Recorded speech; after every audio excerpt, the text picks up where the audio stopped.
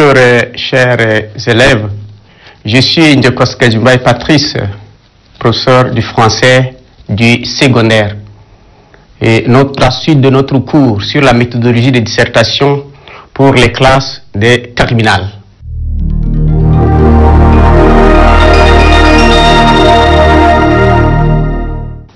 Aujourd'hui, nous allons nous en tenir aux deux parties de notre cours.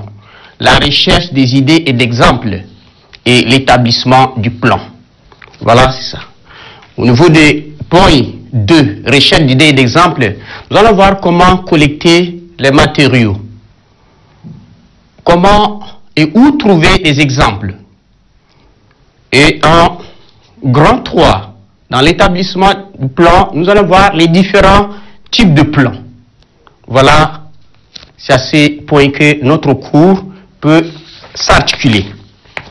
Et dans le sujet de dissertation, comme nous venons de dire, la méthode de dissertation comprend 4 parties.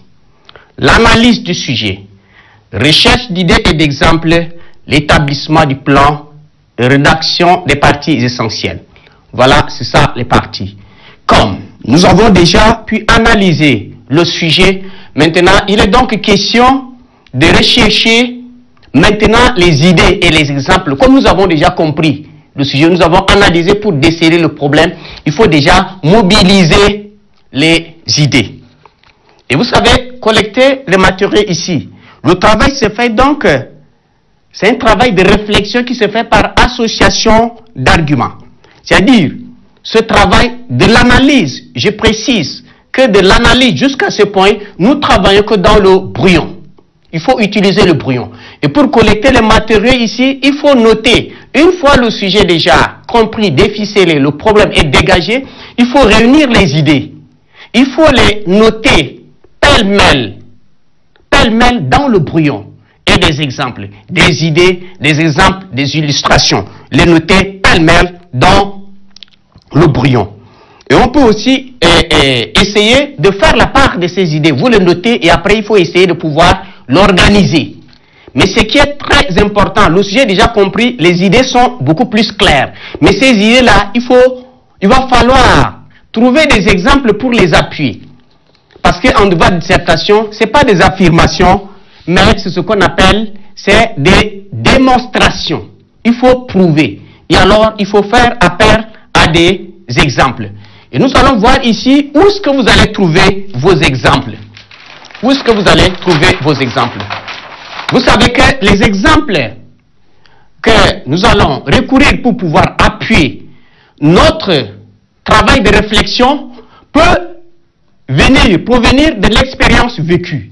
C'est-à-dire l'expérience que vous avez vécue vous-même, ou soit les autres, et que vous pouvez le faire. Mais vous allez voir que l'exemple tiré de l'expérience vécue ne peut pas être général. C'est un peu isolé, mais ça permet de pouvoir apporter, puisque c'est la réflexion personnelle.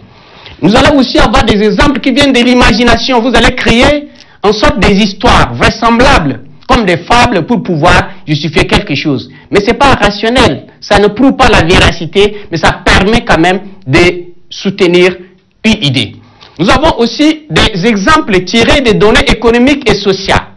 Voilà, vous voyez. Vous allez vous appuyer sur des enquêtes, sur des documents, sur des statistiques, sur des chiffres, qui sont là comme des preuves. Et voilà, ils sont solides parce qu'ils sont configurés quelque part, conventionnés. Et donc, ça justifie bien. Voilà, vous allez, en troisième lieu, tirer vos exemples de culture artistique et historique. Et donc, dans ce cas, vous essayez de faire appel.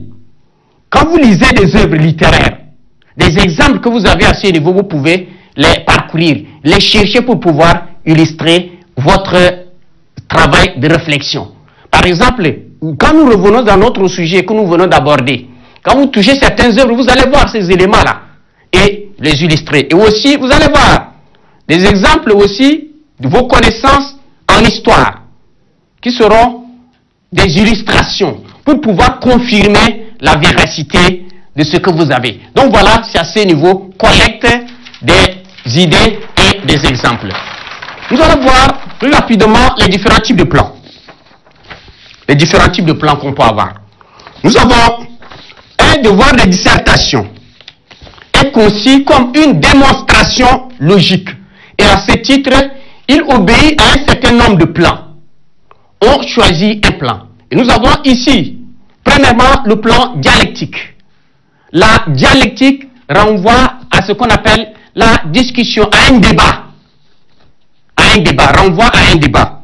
Et vous allez voir que dans le sujet qui fait appel au plan dialectique, vous allez essayer de trouver ce qu'on appelle le plan thèse, antithèse, ce qu'on dit. Et donc l'élève est appelé à montrer le pour la thèse, le contre pour l'antithèse, et après quoi il essaye de donner son point de vue général. Et là, vous allez voir que ce plan-là,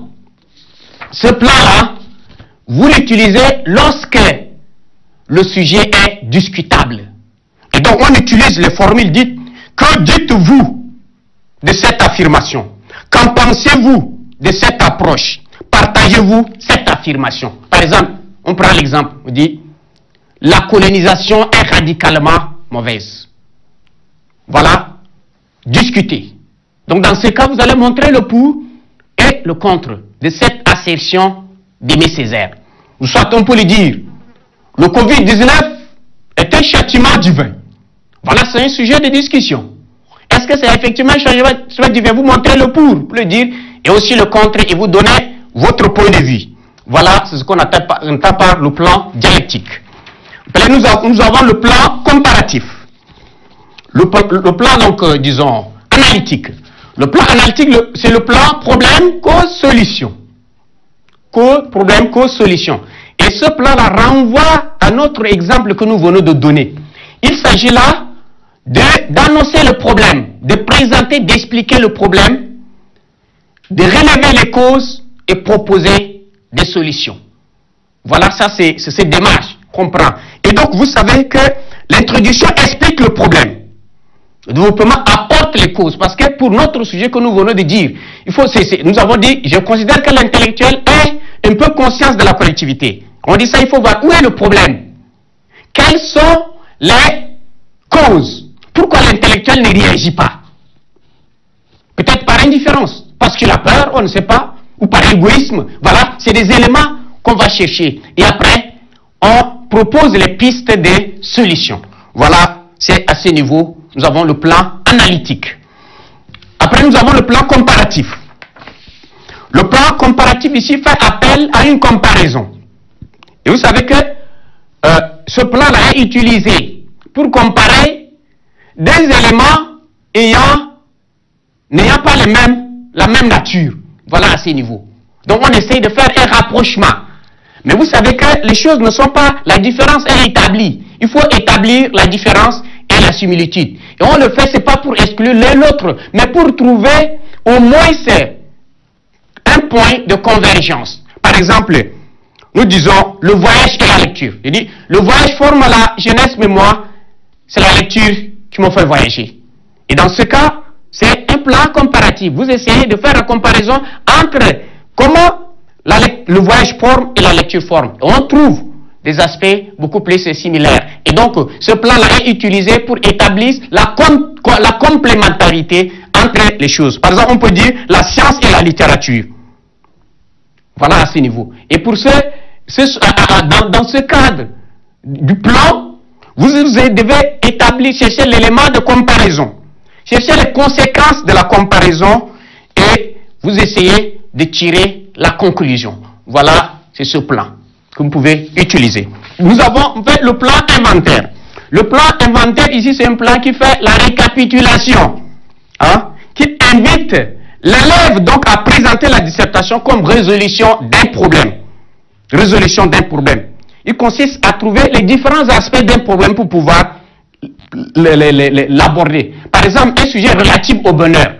Vous avez la conception qu'on peut faire du bonheur, c'est quoi? On peut concevoir le bonheur comme le bonheur, c'est le matériel qui peut assurer le bonheur, ou l'affectivité, ou soit le social. Dans ce cas, quand on dit l'argent fait le bonheur. Voilà, quand on prend de tels sujets, il faut essayer de voir parce que c'est là à ce niveau qu'il faut donner son jugement. Il faut juger.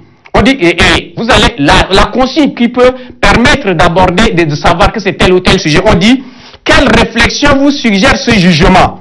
Cette approche pourrait-elle être suffisante? Par exemple, on dit en quoi l'eau est-elle indispensable à la vie? Et là, vous êtes tenu de montrer le bien fondé de ça et chercher les éléments pour pouvoir soutenir. Voilà ce qu'on attend par le plan inventaire. Après, nous avons le plan explication, illustration et commentaire. C'est ce qu'on dit plan par approfondissement. Et ici, vous êtes tenu de donner une explication puisque le terme semble un peu beaucoup plus voilé. Donc, l'élève est tenu de mener une réflexion progressive et approfondie pour montrer le bien fondé de l'assertion. Pourquoi l'auteur a dit ça? Et chercher les éléments vrais pour pouvoir soutenir. Par exemple, on peut dire expliquer et commenter cette pensée de Victor Hugo. Ceux qui vivent sont ceux qui luttent.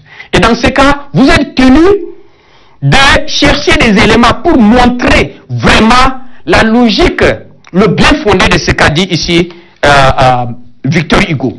Oui, c'est ça la question. Et donc voilà, nous avons là des différents plans que vous allez utiliser. Mais vous savez que un sujet de dissertation peut faire aussi appel à plusieurs plans, vous voyez ça. Parce qu'il y a des plans qui peuvent se recouper. Mais dans ce cas, la consigne vous indique déjà à pouvoir relever un certain nombre de plans.